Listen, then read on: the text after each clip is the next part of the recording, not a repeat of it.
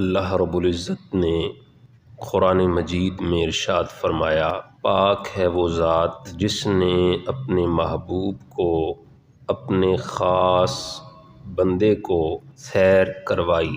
کس وقت؟ فرمایا لیلاً، رات کے مختصر سے حصے میں۔ اللہ رب العزت نے لیلاً کو نکرہ ذکر فرمایا اور اس بات کی طرف اشارہ فرمایا کہ جو سفر معراج ہوا یہ پوری رات میں نہیں ہوا بلکہ رات کے مختصر سے حصے میں ہوا ہے۔ عمدۃ القاری جو شرح ہے صحیح بخاری کی، اس میں یہ بات موجود ہے کہ اہل عرب جب لیلۃً کا لفظ بولتے تو اس سے مراد پوری رات ہوتی، اور جب لیلاً کا لفظ بولتے تو اس سے مراد رات کا مختصر سا حصہ ہوتا۔ اللہ رب العزت نے بھی قرآن مجید میں حضور کے معراج کے ذکر میں لیلاً کا لفظ استعمال کیا تاکہ دنیا کو یہ معلوم ہو سکے اللہ نے جو اپنے محبوب کو اتنا لمبا سفر بصورت سیر کروایا، اس میں پوری رات نہیں لگی بلکہ رات کا مختصر سا حصہ صرف ہوا ہے۔ ہمارے ہاں ہمیشہ سیر دن کو کی جاتی ہے یا صبح تازہ ہوا کے وقت سیر کی جاتی ہے۔ اللہ نے اپنے محبوب کو سیر رات کے وقت کیوں کروائی؟ اس کی اہل علم نے بہت سی وجوہات بیان فرمائی ہیں۔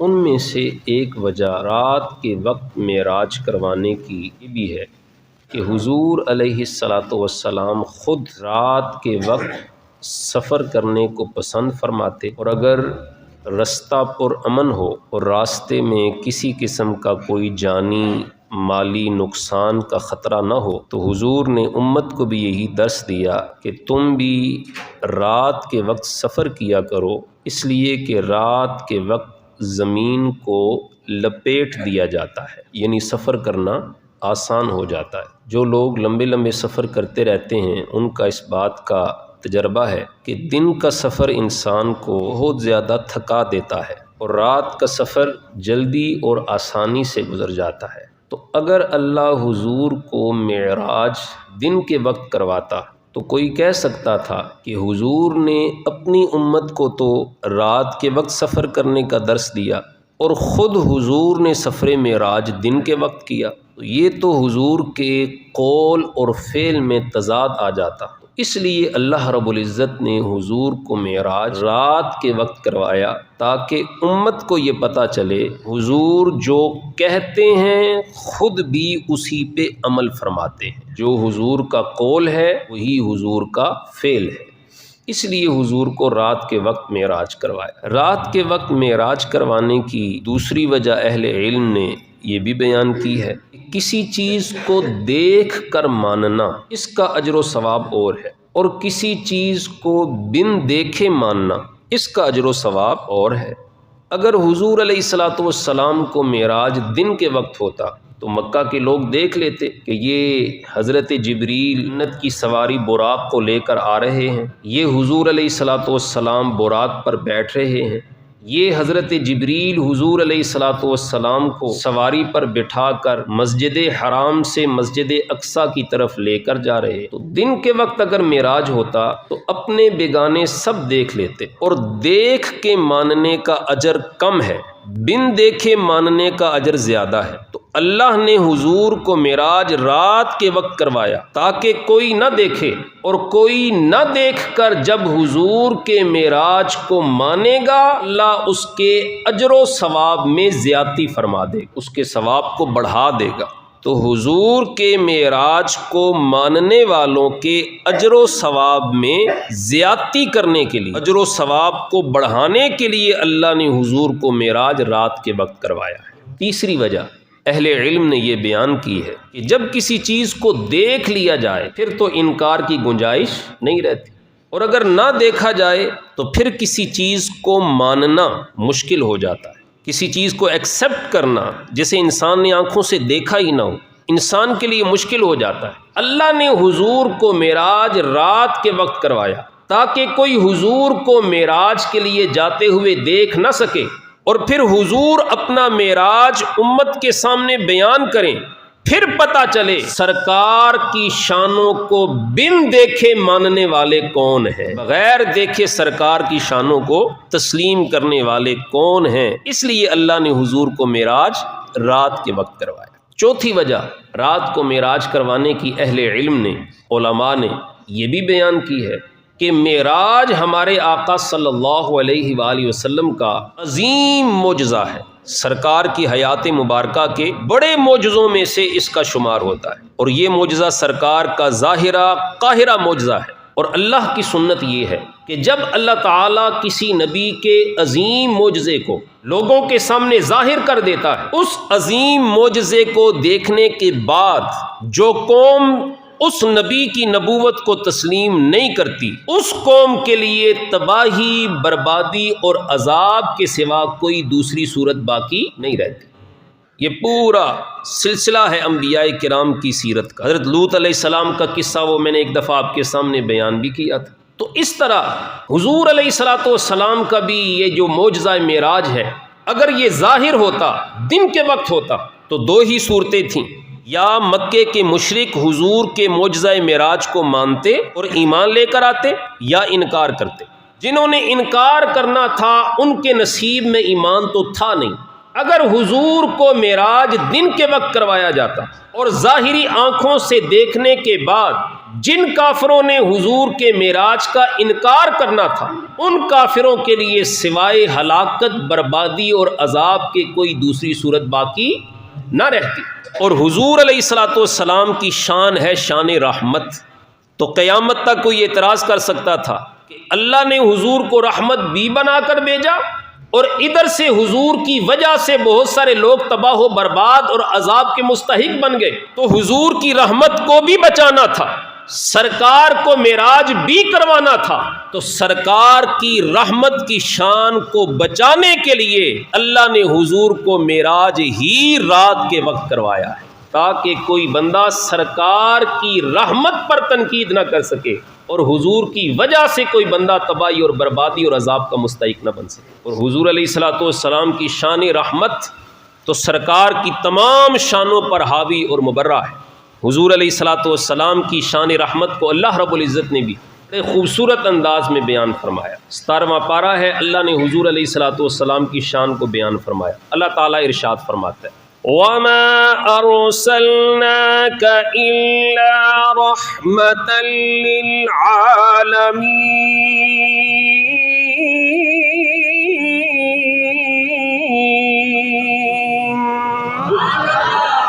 وَمَا أَرْسَلْنَاكَ إِلَّا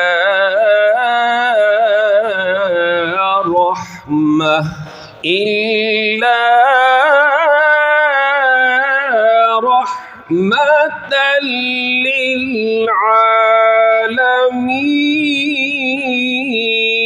للعالمين۔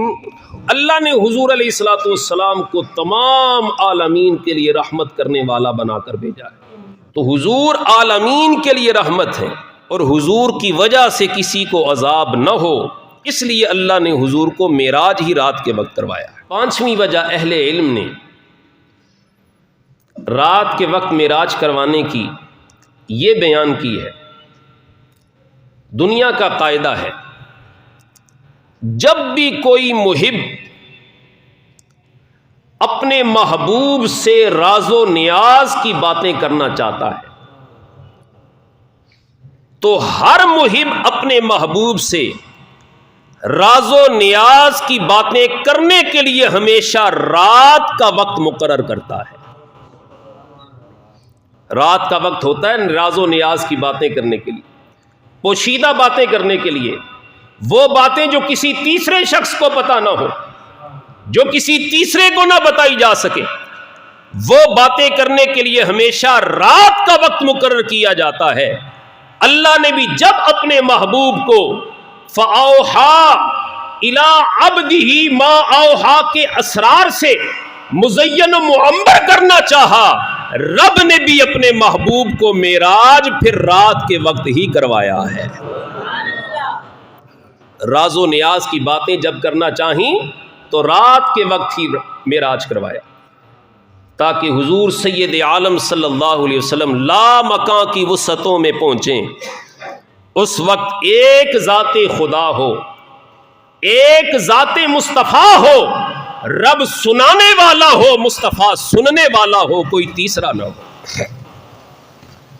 تو رات کو معراج راز و نیاز کی باتیں کرنے کے لیے، اور ان لاکھوں کروڑوں راز و نیاز کی باتوں میں سے چند باتیں حضور نے مختلف مواقع پہ اپنی امت کے سامنے بیان بھی فرمائی۔ ایک معروف بات کسی موقع پر میں نے عرض بھی کی تھی کہ ایک دن حضور علیہ الصلوۃ والسلام کا دریائے رحمت جوش میں تھا۔ سرکار نے اپنی محبوب بیوی حضرت سیدہ عائشہ صدیقہ رضی اللہ تعالی عنہا سے فرمایا، کہا عائشہ آج تو جو مجھ سے پوچھنا چاہتی ہے میں تجھے بتاؤں گا،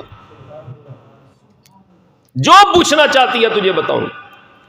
سیدہ عائشہ صدیقہ رضی اللہ تعالی عنہا نے عرض کی اپنے والد گرامی کے مشورہ سے کہ اے میرے سرتاج، اگر کچھ بتانا ہی چاہتے ہیں تو معراج کی رات لا مکان کی وسعتوں میں بلا کر اللہ نے جو آپ سے راز کی باتیں کی ہیں ان باتوں میں سے کوئی ایک بات مجھے بتا دے۔ حضور سید عالم نے ارشاد فرمایا کہ راز اگر کسی کو بتا دیا جائے پھر راز رہتا نہیں، لیکن چونکہ میں نے وعدہ کیا تھا تمہیں بتاؤں گا، اس لیے سنو۔ وہ جو معراج کی رات اللہ نے مجھ سے راز و نیاز کی باتیں کی تھیں ان باتوں میں سے ایک بات یہ ہے کہ اللہ نے مجھے فرمایا ہے کہ جو میرا بندہ کسی مصیبت زدہ کی مصیبت کو دور کر دے گا، جو میرا بندہ کسی پریشان حال کی پریشانی کو دور کر دے گا، میں نے اس بندے پر جنت کو واجب کر دیا ہے۔ اللہ سیدی یا رسول فرمایا جو کسی مصیبت زدہ کی مصیبت کو دور کرے گا میں ضرور بھی ضرور اسے جنت عطا فرماؤں گا۔ یہ تھی راز کی بات۔ اس کا عملی پہلو میں آپ کے سامنے رکھنا چاہتا ہوں۔ زندگی بھر میں، پوری زندگی میں کوئی ایک بار ایسا عمل ضرور کریں کہ آپ کے عمل کی وجہ سے کسی مصیبت زدہ کی مصیبت دور ہوئی ہو۔ زندگی میں کسی ایک پریشان حال کی پریشانی کو ضرور دور کریں، ہو سکتا ہے وہی عمل آپ کے لیے جنت کا باعث بن جائے۔ اور کسی عاشق نے بھی بڑا خوبصورت پیغام دیا ہے، وہ کہتا ہے کرو مہربانی تم اہل زمین پر، کرو مہربانی تم اہل زمین پر، کرو مہربانی تم اہل، کرو مہربانی تم اہل زمین پر، خدا مہربان ہوگا عرش بری پر۔ تم کسی کی مشکل کو دور کرو، اللہ تمہاری مشکل کو دور کر دے گا۔ تو راز و نیاز کی باتیں کرنے کے لیے اللہ نے حضور کو معراج رات کے وقت کروایا۔ رات کے وقت، جزاک اللہ، رات کے وقت معراج کروانے کی ایک حکمت یہ تھی کہ رات کے وقت حضور کو معراج کروایا جائے، پھر پتہ چلے حضور کے معراج کا انکار کر کے زندیق کون بنتا ہے اور سرکار کے معراج کی تصدیق کر کے صدیق کون بنتا ہے۔ انکار کر کے زندیق کون بنتا ہے اور اقرار کر کے صدیق کون بنتا ہے۔ اللہ اکبر۔ یہی وجہ ہے المستدرک میں امام حاکم نے اس روایت کو نقل کیا ہے۔ سیدہ عائشہ صدیقہ رضی اللہ تعالی عنہا فرماتی ہیں سرکار معراج سے جب واپس آئے، اگلے دن سرکار نے پورا واقعہ معراج اپنی قوم کے سامنے بیان کیا۔ مشرکین مکہ نے جب یہ سنا کہ حضور فرما رہے ہیں میں رات کے مختصر سے وقت میں مسجد حرام سے مسجد اقصی بھی گیا، واپس بھی پلٹ کر آ گیا، یہ تو ایک سائیڈ کا سفر 1 مہینے کا بنتا ہے، کم از کم 1 مہینے کا ایک سائیڈ کا سفر، تو حضور رات کے مختصر سے وقت میں واپس کیسے آ گئے؟ مشرکین مکہ یہ ساری باتیں سمیٹنے کے بعد سیدنا صدیق اکبر کے پاس گئے، اس نیت سے کہ حضور کے سب سے بڑے سپورٹر صدیق اکبر ہیں، اگر اس بات کا صدیق اکبر نے انکار کر دیا تو حضور کی نبوت کو جھٹلانے کا ہمارے پاس بڑا آسان ذریعہ پہنچ جائے گا۔ وہ یہ بات لے کر سیدنا صدیق اکبر کے پاس گئے اور جا کے کہا اے ابو بکر، تو جسے اپنا نبی کہتا ہے، تو جسے اپنا آقا کہتا ہے، تو جس کے بارے میں کہتا ہے کہ اس سے بڑا کائنات میں سچا کوئی نہیں، اسی نبی کا یہ کہنا ہے کہ میں رات کے مختصر سے حصے میں مسجد حرام سے مسجد اقصی گیا اور پلٹ کر بھی آ گیا۔ اے ابو بکر صدیق، کیا تیرے نبی کی یہ بات سچی ہے؟ کیا تیرا نبی یہ سچ کہہ رہا ہے؟ سیدنا صدیق اکبر رضی اللہ تعالیٰ عنہ نے آگے سے کہا اوا قال ذالکا، جو بات تم کر رہے ہو کیا یہ بات میرے لجپال نے کہی ہے؟ کیا یہ بات میرے نبی نے کہی ہے؟ جب سیدنا صدیق اکبر نے یہ سوال کیا، میری ناقص رائے یہ ہے مشرکین مکہ یہ سمجھنے لگے کہ اب ہم جواب دیں گے اور فوراً صدیق اکبر انکار کر دیں گے، ہم نبی کی بات کا مذاق پورے مکے میں اڑائیں گے، لیکن انہیں پتہ نہیں تھا صدیق عشق مصطفیٰ کے کس مقام پہ کھڑا ہے۔ اور صدیق وہ ہے جس کے عشق کی حفاظت میرے رب نے بھی فرمائی ہے، فانوس بن کے جس کی حفاظت ہوا کرے، فانوس بن کے جس کی حفاظت ہوا کرے، فانوس بن کے جس کی حفاظت ہوا کرے،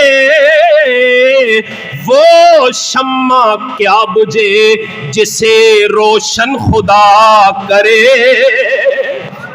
وہ شمع کیا بجھے جسے روشن خدا کرے۔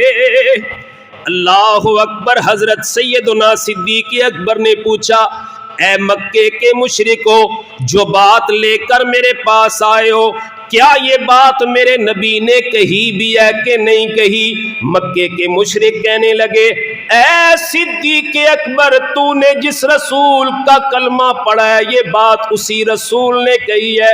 سیدنا صدیق اکبر نے بغیر سوچے سمجھے، بغیر سوچنے کا وقت لیے، بغیر وقت ضائع کیے فوراً جواب دیتے ہوئے ارشاد فرمایا لَإِن كَانَ ذَلِكَ لَقَدْ صَدَقَ۔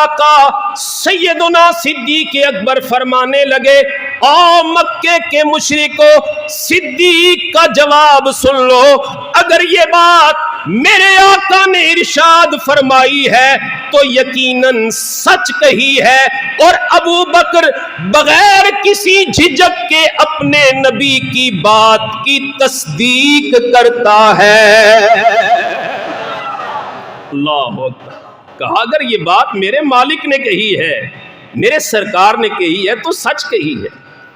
یہاں پر اکثر لوگ روایت کو کمپلیٹ کر دیتے ہیں، نہیں، امام حاکم نے المستدرک میں اس کے بعد کے الفاظ بھی لکھے ہیں۔ مکے کے مشرک کہنے لگے اے ابو بکر، اتنی بڑی بات کہ ایک شخص راتوں رات مسجد حرام سے مسجد اقصی جائے، پلٹ کر بھی آ جائے، اور تم نے فوراً مان لیا، سوچے سمجھے بغیر کہا حضور نے سچ کہا؟ اتنی بڑی بات کو اتنے جلدی تو نے کیسے تسلیم کر لیا؟ سیدنا صدیق اکبر نے ارشاد فرمایا یہ جو بات تم کر رہے ہو بڑی چھوٹی بات ہے، اگر میرے آقا اس سے بھی کوئی بڑی بات کہہ دیتے صدیق اس کو بھی تسلیم کر لیتا، صدیق اس بات کو بھی تسلیم کر لیتا۔ تو حضور کو معراج رات کو اس لیے کروایا گیا تاکہ یہ پتہ چل سکے انکار کر کے زندیق کون بنتا ہے اور معراج کا اقرار کر کے صدیق کون بنتا ہے۔ تو اس لیے حضور کو معراج رات کے وقت کروایا گیا۔ اچھا، سرکار کی زندگی کے دو بڑے سفر ہیں، ایک ہے سفر معراج، ایک ہے سفر ہجرت۔ اور اتفاق کی بات، سرکار نے یہ دونوں سفر رات کے وقت کیے۔ سفر معراج بھی رات کے وقت ہوا، سفر ہجرت بھی رات کے وقت ہوا۔ سفر معراج کا ساتھی ہے حضرت جبریل اور سفر ہجرت کے ساتھی ہے حضرت صدیق۔ سفر معراج کے ساتھی جبریل، ہجرت کے ساتھی صدیق۔ آج بعض لوگ بڑا شور کرتے ہیں کہ ہجرت کی رات سرکار نے اپنا بستر حضرت علی کو دیا، علی کی بڑی خوش قسمتی ہے کہ آقا نے اپنا بستر ہجرت کی رات علی کو دیا۔ میں نے کہا تھوڑا سا آگے چلیے، کہنے لگے نہیں، ہمارا مسلک صرف یہاں تک کہنے کی اجازت دیتا ہے، آگے کچھ کہنے کی اجازت نہیں دیتا۔ میں نے کہا وہ تمہارا مسلک ہوگا جو صرف بستر پہ رک جاتا ہے۔ اب اہل سنت کا عقیدہ سن لیجئے، ہجرت کی رات جسے مصطفیٰ کا بستر ملا اسے علی کہتے ہیں، اور ہجرت کی رات جسے مصطفیٰ ملے اسے صدیق اکبر کہتے ہیں۔ اللہ اکبر۔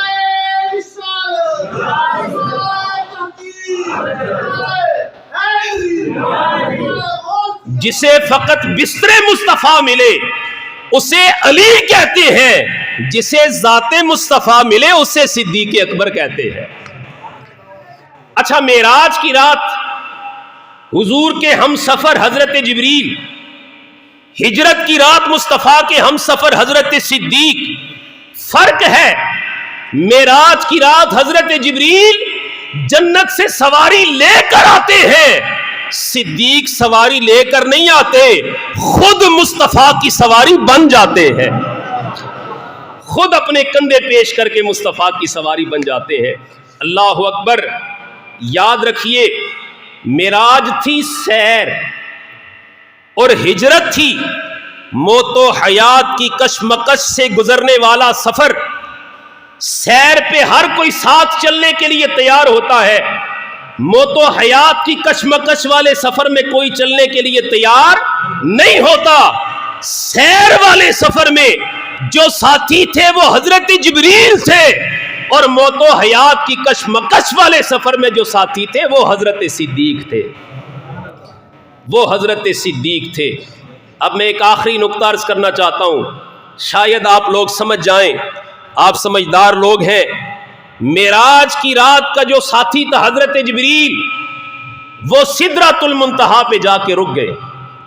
حضور آگے چلے، جبریل رک گئے، کہا جبریل آگے چلو، کہا نہیں آقا، آگے چلا تو اللہ کے نور سے میرے پر جل جائیں گے، میں ختم ہو جاؤں گا۔ معراج کی رات کا مسافر، معراج کی رات کا ساتھی، معراج کی رات کا ہم سفر سدرۃ المنتہا پہ جا کے رک گیا۔ لیکن قربان جاؤں ہجرت کے ساتھی صدیق اکبر پر، صدیق اکبر حضر میں بھی مصطفیٰ کے ساتھ ہے، سفر میں بھی مصطفیٰ کے ساتھ ہے، آج قبر میں بھی مصطفیٰ کے ساتھ ہے، آج قبر میں بھی مصطفیٰ کے ساتھ ہے۔ اگر آپ کی سبحان اللہ کی داد میرا ساتھ دے تو ایک جملہ اور بھی سن لیجئے، حضرت صدیق اکبر آج قبر میں مصطفیٰ کے ساتھ ہے۔ ماشاءاللہ سبحان اللہ، اللہ آپ کی سماعتوں کو سلامت رکھے۔ سن لیجئے، صدیق اکبر آج قبر میں مصطفیٰ کے ساتھ ہے۔ اللہ کی عزت کی قسم، صدیق حشر کے دن بھی مصطفیٰ کے ساتھ ہوں گے، حشر کے دن بھی مصطفیٰ کے ساتھ ہوں گے۔ اسی لیے چراغ گولڑا، شاعر ہفت زماں، علامہ زماں، علامہ پیر نصیر الدین نصیر صاحب جھوم کر کہتے ہیں، مسلم ہے آقا سے وفا صدیق اکبر کی. ماشاءاللہ تھوڑا تھوڑا آپ بھی پڑھنے کی کوشش کیجئے. مسلم ہے آقا سے وفا صدیق نہیں بھولی ہے دنیا کو ادا صدیق اکبر کی. نہیں بھولی ہے دنیا کو ادا صدیق. رسول اللہ کے لطف و کرم سے یہ ملا رتبہ. رسول اللہ کے لطف و کرم سے یہ ملا رتبہ. کون سا رتبہ؟ مدد کرتا رہا ہر دم خدا صدیق اکبر کی. مدد کرتا رہا ہر دم خدا صدیق اکبر کی. زمین پر دھوم ہے ان کی، فلک پر ان کے چرچے ہیں. زمین و آسماں پر ہے ثنا صدیق اکبر کی. زمین و آسماں پر ہے ثنا صدیق اکبر کی. تھوڑا سا مشکل شعر ہے، تھوڑا سا مشکل شعر. اس سے پہلے ایک لفظ کا معنی سن لیجئے. ولا کا مطلب ہے محبت. ولا کا کیا مطلب ہے؟ محبت. اسے ذہن میں رکھ کے یہ شعر سنیے. جو ان کا ہے، کس کا؟ سیدنا صدیق اکبر کا. جو ان کا ہے رسول اللہ اس کے ہیں خدا اس کا. جو ان کا ہے رسول اللہ اس کے ہیں خدا اس کا. ولایت کا وسیلہ ہے ولا صدیق اکبر کی. یہ بات چراغ گوڑا کہہ رہے ہیں. اللہ ولایت کا نور اس دل میں رکھتا ہے جس دل میں صدیق اکبر کی محبت موجود ہوتی ہے. ولایت کا وسیلہ ہے ولا صدیق اکبر کی. کمی کیسی نصیر ان کے مراتب میں مدارج میں، بڑی توقیر ہے نام خدا صدیق اکبر کی. تو حضور سید عالم صلی اللہ علیہ وآلہ وسلم کے صدیق اکبر ایسے ساتھی ہیں، زندگی بھر مصطفیٰ کے ساتھ رہے، آج بھی مصطفیٰ کے ساتھ لیٹے ہیں، قیامت کے دن بھی مصطفیٰ کے ساتھ ہی ہوں گے. اللہ اکبر.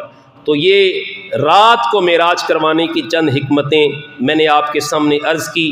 اب دیکھیے معراج کی رات اللہ تعالیٰ کا مقصد اپنے محبوب کو اپنا دیدار تھا. جب لامقام ہی بلانا تھا تو مسجد حرام سے ڈائریکٹ آسمانوں پر بلا لیتے. یہ مسجد حرام سے مسجد اقصیٰ کی جانب لے کے جانے کی ضرورت کیوں پیش آئی؟ اس کی بھی کئی حکمتیں ہیں، علماء نے بیان کی ہیں. زندگی صحت نے اجازت دی تو انشاءاللہ آنے والے جمعہ پر عرض کی جائے گی کہ سرکار کو مسجد حرام سے پہلے مسجد اقصیٰ کیوں لے کر جایا گیا. اللہ تعالی حضور کی شانوں کو